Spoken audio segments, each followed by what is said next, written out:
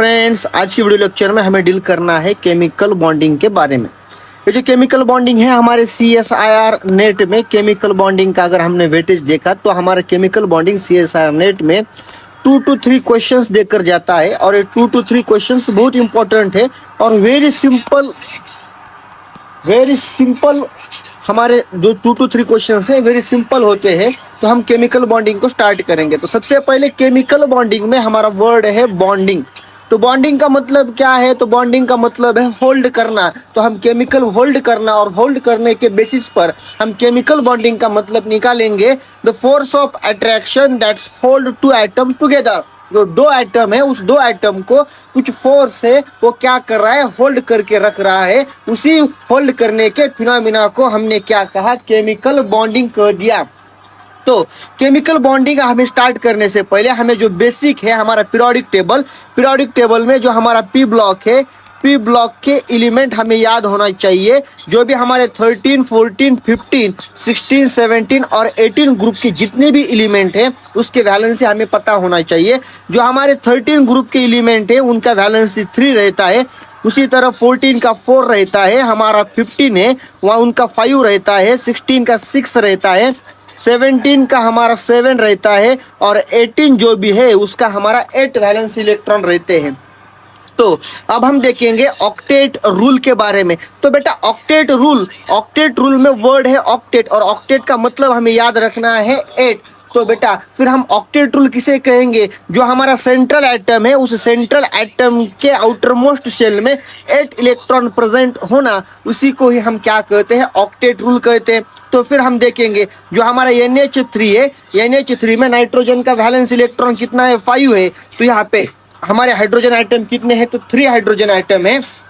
तो टोटल हमारा valence electron तो कितना हुआ? 8 हुआ। तो फिर हमारा NH3 क्या शो कर रहा है? ऑक्टेट रूल शो कर रहा है।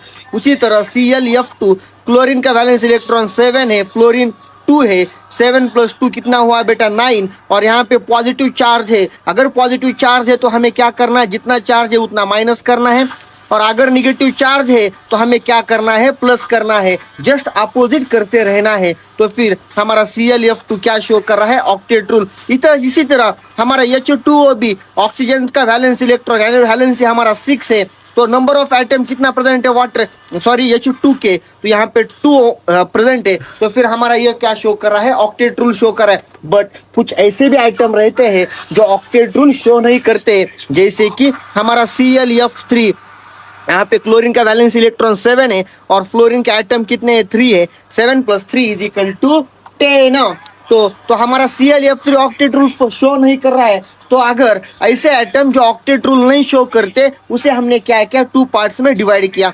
पहला पार्ट है हमारा कौन सा? Hypervalent atom. Second part है हमारा कौन सा बिटवा? हाइपोवैलेंट एटम। तो बेटा हाइपर वैलेंट एटम हम किसे कहते हैं? हमारा सेंट्रल एटम है, उस सेंट्रल एटम के आउटर मोस्ट शेल में मोर देन 8 इलेक्ट्रॉन प्रेजेंट हो तो हम उसे क्या कहते हैं? Hypervalent. अगर लेस देन 8 इलेक्ट्रॉन प्रेजेंट हो तो हम उसे क्या कहते हैं? हाइपोवैलेंट कहते। तो हम यहाँ पे देखेंगे PCl5 का एग्जाम्पल। तो हमारा फास्फोरस है, फास्फोरस का हमारा वैलेंसी कितना है बेटा? 5 है। क्लोरीन नंबर ऑफ एटम कितने हैं? 5 + 5 तो कितना हुआ बेटा? 10 हुआ। तो ये हमारा मोर देन 8 इलेक्ट्रॉन शो कर रहा है। इस वजह से हमने इसे क्या कहा मेरे भाई? हाइपर वैलेंट कह दिया। उसी तरह BF3 में 3 + 3 ये क्या शो कर रहा है? 6 इलेक्ट्रॉन। तो लेस देन 8 इलेक्ट्रॉन है तो हाइपोवैलेंट कह दिया। तो बेटा हाइपरवैलेंट के कुछ कंडीशन है। अगर मॉलिक्यूल हाइपरवैलेंट के वो कंडीशन शो कर रहा है तभी तो हम उसे क्या कहते हैं? हाइपरवैलेंट कहते हैं। तो expanding condition of octet rule और हाइपरवैलेंट हम क्या करेंगे? देखेंगे। तो हमारा हाइपरवैलेंट शो करने के लिए जो भी हमारा सेंट्रल एटम है, जो हमारा सेंट्रल मेटल है, ये should have vacant d orbital. उसके पास vacant d orbital must present होना चाहिए। तो वैकेंट d ऑर्बिटल किसके पास प्रेजेंट रहता है? 3rd period onward P block में। जो भी हमारा पीरियोडिक टेबल में 3rd पीरियड के पीरियड से आगे के जितने भी एलिमेंट है वो हमारा क्या शो करता है, वो उनके पास D orbital, vacant D orbital रहते हैं। जो हमारा साइड एटम है, side atom should be electronegative, side atom electronegative होना चाहिए। अगर ये तीन कंडीशन मॉलिक्यूल हमारा एटम शो कर रहा है तो हम उसे क्या कहेंगे, हाइपर वैलेंट स्पेसीज कहेंगे। अब इधर देखो हमारा PCl5 में हम देखेंगे PCl5 हमारा जो भी हमारा फॉस्फोरस है इसके पास वैकेंट ऑर्बिटल प्रेजेंट है और 5+5 यानी 10 इलेक्ट्रॉन, ये क्या शो कर रहा है, हमारा ऑक्टेट रूल। उसी तरह SF6 भी शो करता है और XeO2 भी शो करता है।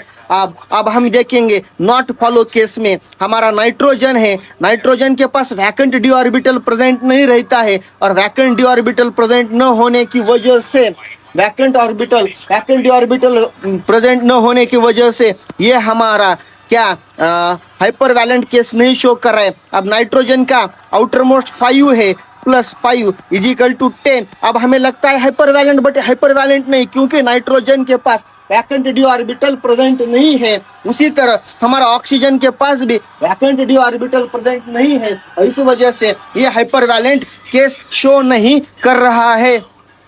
तो बेटा अब हम देखेंगे ड्रैगो मॉलिक्यूल के बारे में। ये ड्रैगो मॉलिक्यूल बहुत ही इंपॉर्टेंट है, ड्रैगो मॉलिक्यूल समझ में आना चाहिए। तो ड्रैगो मॉलिक्यूल हम किसे कहते हैं, ड्रैगो मॉलिक्यूल के लिए कुछ कंडीशन है। जो हमारा सेंट्रल एटम है वो क्या होना चाहिए बेटा, लार्ज होना चाहिए, और सेंट्रल एटम लार्ज होना चाहिए और वो थर्ड पीरियड ऑनवर्ड होना चाहिए, तभी वो ड्रैगो मॉलिक्यूल शो करता है। और उसी तरह हमारा सेंट्रल एटम है, उस सेंट्रल एटम के पास लोन पेयर भी होना चाहिए और सेंट्रल एटम के पास लोन पेयर प्रेजेंट है और वो लार्ज है तो हम उसे ड्रैगो मॉलिक्यूल कह सकते। बट और एक बात ध्यान रखना है मेरे भाई, एक बात कौन सा है, जो हमारा सेंट्रल एटम के बारे में तो हमने बताया, तो फिर उसके जो साइड एटम, जो सेंट्रल एटम को अटैच एटम है उसे हमने कहा साइड एटम। तो ये लार्ज है तो साइड एटम स्मॉल होना चाहिए और लेस इलेक्ट्रोनेगेटिव होना चाहिए। अगर इतने कंडीशन हमारा मॉलिक्यूल शो करता है तो हम उसे क्या कहेंगे, और ड्रैगो मॉलिक्यूल। अगर ड्रैगो मॉलिक्यूल है तो बेटा हमें हाइब्रिडाइजेशन की जरूरत नहीं है। तो इसका मतलब जो मॉलिक्यूल ड्रैगो मॉलिक्यूल होते हैं वो हाइब्रिडाइजेशन शो करते नहीं है। तो अब समझ में आया कि अगर एटम हो, मॉलिक्यूल हो और उसका हाइब्रिडाइजेशन शो नहीं हो रहा है तो इसका रीजन है क्योंकि वो ड्रैगो मॉलिक्यूल है। अब इधर देखो PH3 ASH3H2S हमारा फास्फोरस है, ये फास्फोरस कहाँ है, उसमें वैकेंट डी ऑर्बिटल प्रेजेंट है और ये थर्ड पीरियड ऑनवर्ड है। और उसी तरह सेंट्रल एटम हमारा फास्फोरस ये लार्ज साइज में प्रेजेंट है और उसी तरह उसे अटैच जो हमारा हाइड्रोजन है, ये हाइड्रोजन का साइज स्मॉल है और स्मॉल होने से भी ये क्या है बेटा, लेस इलेक्ट्रोनेगेटिव एटम है। तो ये क्या शो कर रहा है, ड्रैगो मॉलिक्यूल। इसी तरह ASH3 और H2SE भी है। आप मुझे बताओ NH3 ड्रैगो मॉलिक्यूल है या नहीं, कमेंट में आपको लिखना है।